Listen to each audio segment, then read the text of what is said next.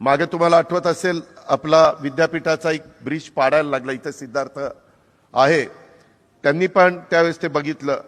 परंतु पुढच्या 50 वर्षाचा विचार करता तो पूल ठेवून चालत नव्हतं.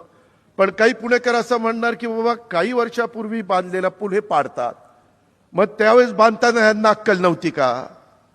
अरे पण अक्कल कुणाला पाहिजे? त्या टेक्निकल लोकांना पाहिजे ना, इंजिनियर लोकांना पाहिजे, ज्यांनी त्याचं शिक्षण घेतलेलं आहे, त्यांनी हे सगळ्या गोष्टी बघायच्या असतात.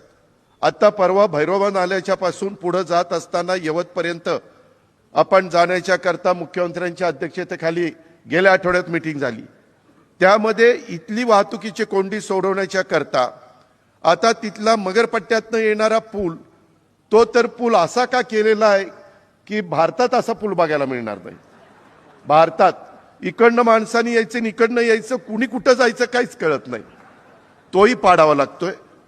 त्याच्यानंतर पुढचा पूल आपला हडपसर गाव गाडीतळ येथील सोलापूर आणि सासवडकडे जाणारा.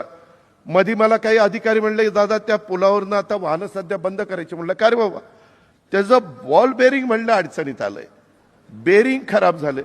अरे बेरिंग खराब झालंय तुम्ही आम्हाला सांगता आणि त्याच्यामध्ये लोक शेवटी राज्यकर्त्यांना दोष देतात.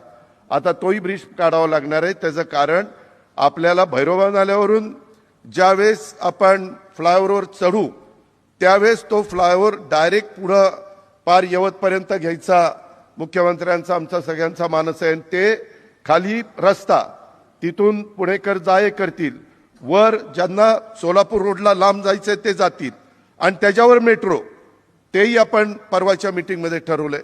तीच गोष्ट आपण तो सोलापूर रोडचा मॉल आहे की नाही, मॉलवरून पण निघालं असताना तशाच पद्धतीनं ते ठरवलेलं आहे